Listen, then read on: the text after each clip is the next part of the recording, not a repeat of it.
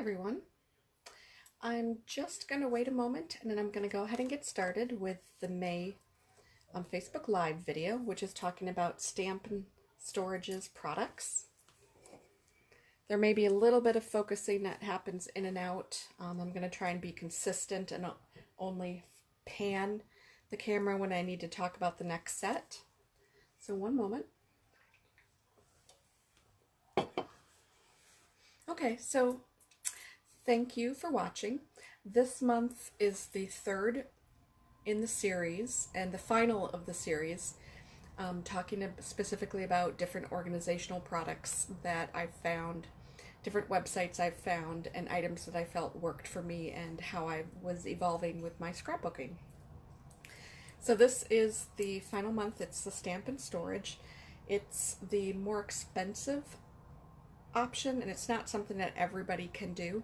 I didn't start collecting these until I think toward the end of last year, and I just bought as I could and as I really needed that everything else wasn't working.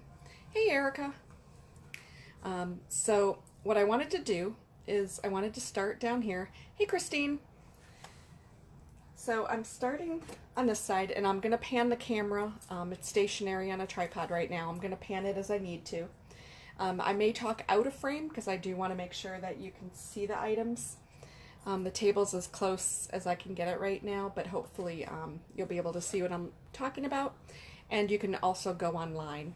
Now, because I do have a number of items, I will tell you I have a little cheat sheet here, so on occasion I will be looking down and just getting the name for you because there's a lot of items here, and I'd rather just give you the name than try to look up all the links later for you, because there's so many other products besides these in different configurations that I think just browsing their site, if anything here seems to be of interest to you, is probably easier. But I will at least mention the name of it and the size of it if I have it written down.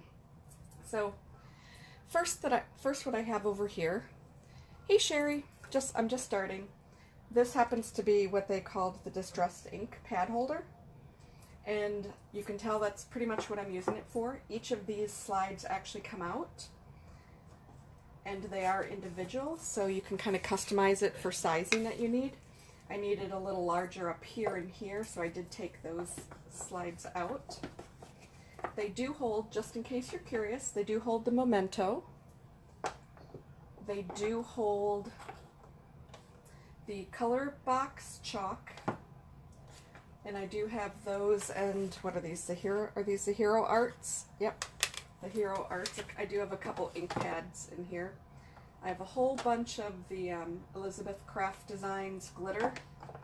And then these are all of the Powder Puffs chalking ink, which is from Quick Quotes. So everything all the way down here. And then here's the actual Distress inks itself, and Distress oxides that it was originally intended for. So you can tell it actually covers a lot of different options. Over here, which this is, I think I forgot to get to this one last time. This is actually a Totally Tiffany ink palace. So everything slides out. And here's where I have the rest of the mini distress inks, as well as the larger. And I even have the Kaleidacolor in here. So I did want to make sure I just covered that. So I'm just going to move the camera again a little bit. Hey Joy! This here is the two different styles of markers holders that I had. I started with this one, and I really had wanted something. This one happens to be called the Marker Nook. Or actually no, I'm sorry, this one is the side-by-side marker holder. So as you can tell, there's actually full lines on there, and there is a line in the middle. So you probably can see it here. So it does separate it on each side. And I've been able to put every marker we have, including the largest ones, which are like these Sheena sheer brushes. Those fit in there as well. You can take a slot out if you need to. Everything is customizable that way. But I did need something because I was starting to collect more and more colors of, most of these are the Copics, but I do have Kelly Creates, I do have some Spectrum Noirs, and I do have some others. This one's even a thick, what is this? Bistro chalk marker. So that's definitely very thick, and that fits. That's about the maximum that you're going to be able to get in there. And then the top one is what's called the Marker Nook. What's different about it is that it actually is angled, so it does slope backwards.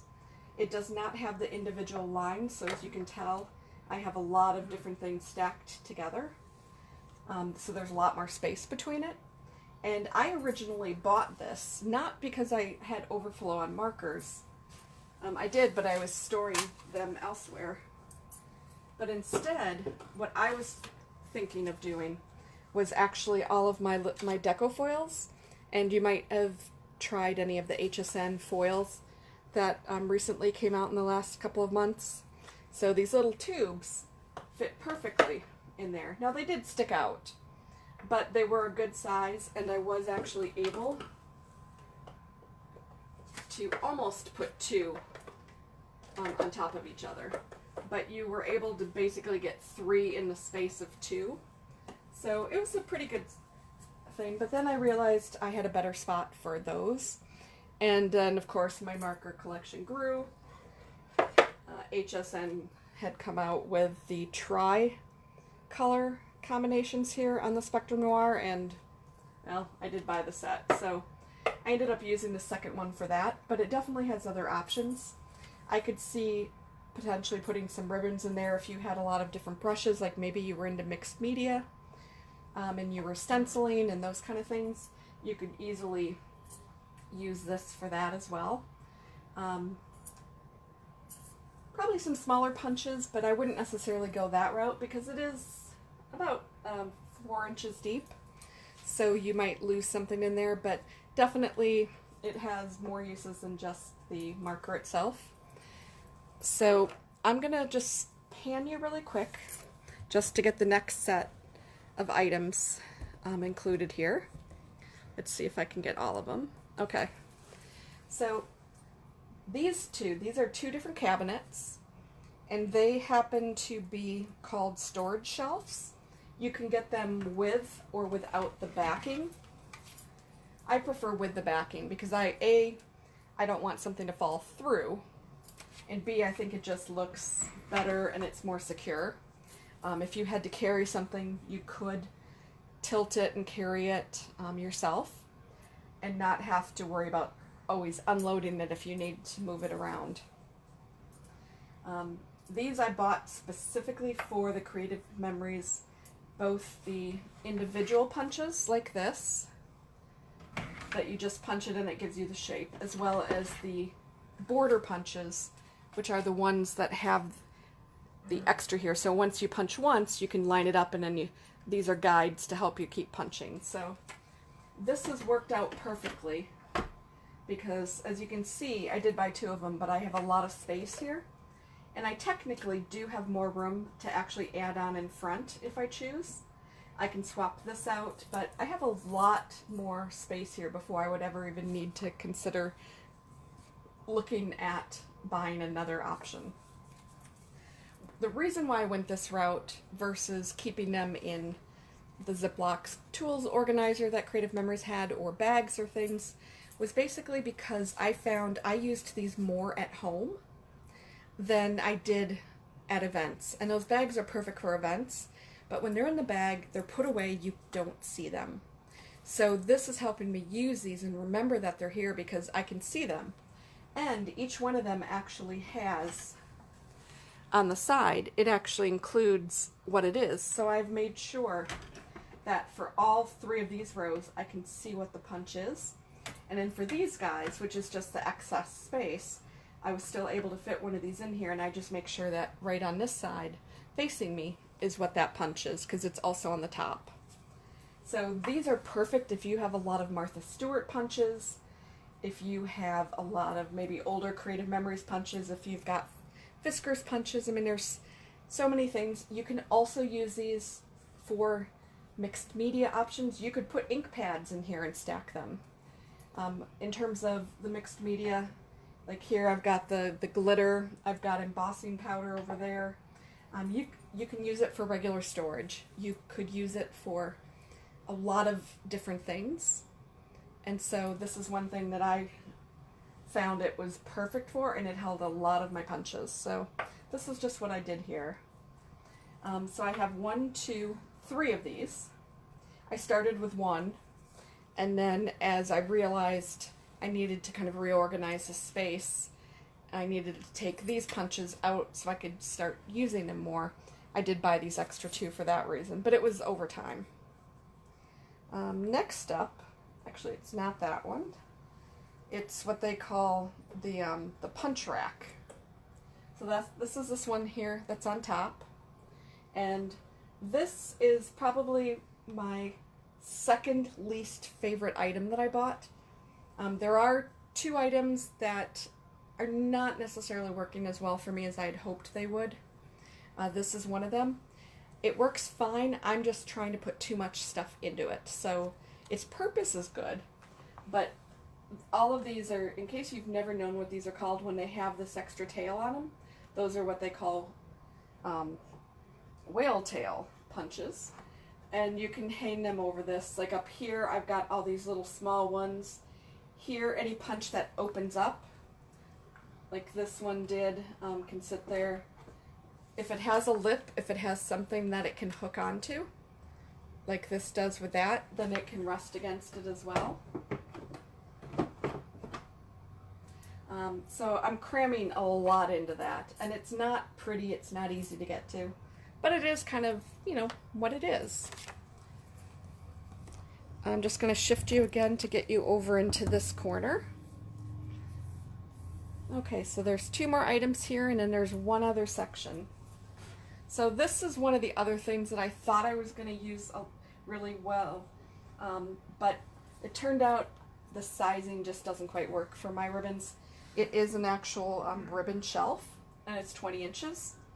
So with these, I ended up having a lot of extra space after the row of ribbons, so I have stuff crammed in front. I have a lot of extra space. I have a lot of these loose ribbons, and then I actually started putting some mixed media stuff with distressed inks and things like that, the actual sprays over here. So it's still usable, still functional, but definitely I would have loved that if they had one where this holder was actually further in that way. Lastly, over at the end, I actually have what they call a whale tail punch holder. And that's where these guys with the punches would actually have gone. But I decided to use it because I have so much in terms of the glitter, whether it's from Queen & Company, whether it's from other companies, I have all of that there. And then the last thing that I wanted to show, because this is actually going to be a fairly short video, is this Border Maker holder. Now they have them in different sizes. This is the largest. It is custom made, stamp and scrapbook, or I'm sorry, stamp and storage, custom made this for Creative Memories, the holder, but it also works if you've got our Memories for Life Heritage Makers holder as well. So all the sizes have a slot for this. This size has a slot for the paper holder as well, and then you have all of these things, and I have a whole bunch of open spots still before, you know, I run out of space. So everything fits in here perfectly. So again, you can actually see, you can put it face up and you can see what the punch is. And I find that I use these punches a lot more because it's handy again. The nice thing about these is that they do all stack on top of each other. Another nice thing is that they also have sizes on some of these that fit in the IKEA shelving. So this here, I'm going to share this far one on this side, so let me just move it back. So the one that's holding all of these, the glitter, this is actually a slightly smaller size because it's set for the IKEA size. I didn't really know what that meant and what it was going to do to me when I started buying these. What it does mean is that putting something on top of it, it's not as easy as it is because everything else is the standard size. So they do have several of these shelves that will fit in IKEA if you happen to have those. And that, oh, the last thing over here, I did forget to mention because it's kind of hidden. This is a box that actually holds my embossing folders.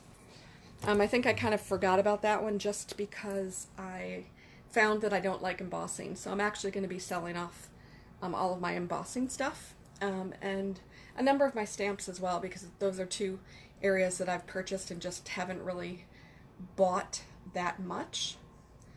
Now, this is definitely a very, very short video because I'm kind of done showing you what I have. I'm just going to span it one more time. So the border maker case, the embossing folder, what they call the whale punch that has all the glitter on it, the ribbon case, the, what did they call that one? That one up there was the punch rack. These three regular storage shelves. And then my favorites, the marker nooks, as well as the distress ink. And that was really just what I wanted to share here. I know sometimes the videos go long.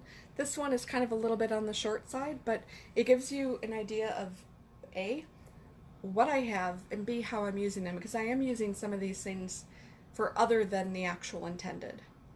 And with that, I'm going to give you back, the rest of your night. Thanks, everyone.